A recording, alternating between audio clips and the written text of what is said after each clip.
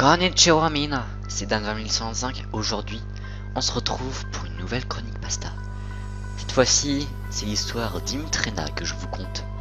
Vous pouvez retrouver cette histoire sur le site Creepypasta from the Crypt. Salut, mon nom est H.I. et voici l'histoire d'Imtrena, un cyberdémon. L'histoire que vous allez lire maintenant est basée sur des faits réels. Tout a commencé chez mon meilleur ami. Mon ami Marc vivait avec sa copine, Angela Rodriguez. Angela était une femme aimable, avec un bon sens de l'humour. Ses amis l'avaient surnommée Imtrena à cause de son goût pour les farces. En anglais, Imp signifie lutin. Et son seul véritable défaut était son addiction à Internet. Marc ne le remarquait pas trop au début, avant que ça commence à lui prendre tout son temps. Elle était si dépendante qu'à chaque fois que je venais, ses yeux étaient fixés à l'écran. Au bout de quelques mois de relation, sa santé a commencé à se détériorer. Elle souffrait de mal de dos, de migraine, de dépression. Sa vue baissait et elle négligeait son hygiène. Elle commençait aussi à maigrir d'une manière inquiétante. Marc et moi étions très soucieux à son sujet. Nous avons tout essayé pour l'éloigner de l'ordinateur, mais en vain. Sa mère elle-même l'a supplié d'arrêter, sans succès. Angela est morte quelques jours après. Nous n'avions pas pu la sauver. Après les funérailles, Marc et moi sommes allés marcher dans le parc. Parlons de tous les bons moments que nous avions passés avec Angela et avant son addiction. Croyez-le ou pas, elle avait fait des one-man shows à une époque.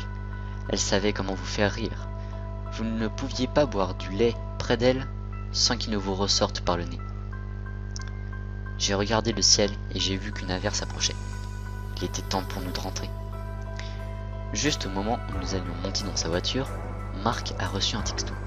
Il a ouvert son portable et a pris un air choqué en découvrant le contenu du message. « Pourquoi ne m'as-tu pas sauvé ?» On s'est regardé pendant un moment.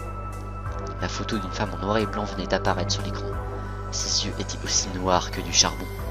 Sous le choc, Marc a refermé son portable et nous sommes retournés chez lui sans échanger un mot. Voici la photo qui a été envoyée sur le portable de mon ami.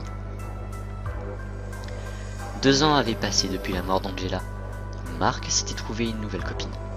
Ils avaient vendu la maison et déménagé dans une autre ville. L'époque où Marc, Angela et moi étions réunis, je m'en souvenais encore comme si c'était hier. Alors, j'ai décidé de me connecter pour prendre des nouvelles. Après tout, nous n'avions plus parlé depuis un mois. C'est là que les choses ont commencé à devenir vraiment étranges, sans que je sache pourquoi le curseur s'est mis à bouger tout seul. Il a pointé le champ de recherche de Google et un message s'est tapé. « Hey, Isai, comment ça va ?»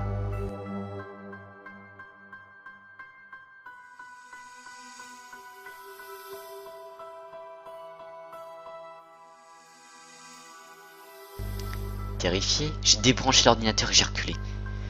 Une femme à la peau verte est apparue à l'écran, regardant autour d'elle comme un enfant égaré. C'était la même femme que sur la photo que Marc avait reçue sur son portable, il y a 2 ans.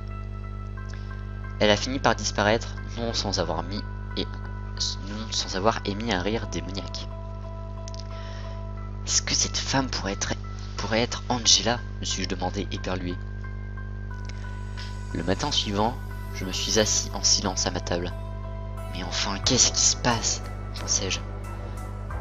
Soudainement, une idée m'est venue à l'esprit.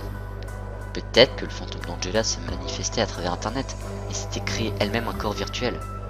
J'irai à travers Internet jusqu'à en devenir fou. Mon intuition m'a dit soudain de regarder le JT. Le cœur battant, je me suis mis sur une chaîne d'infos. L'écran affichait une photo de Marc et de sa nouvelle copine. Ils avaient été assassinés d'une main inconnue dans leur maison. Je savais qu'au fond de moi, c'était le fantôme d'Angela, probablement par jalousie. D'après le journaliste, l'un des officiers avait découvert un étrange message vocal sur le portable de Marc. Et alors qu'il passait le message lui-même, j'ai entendu la démoniaque voix d'Angela. I sent you 100 messages. Why have you been ignoring me? You are still saying that, girl. I know it. How dare you betray me? Oh, I'll fix you both.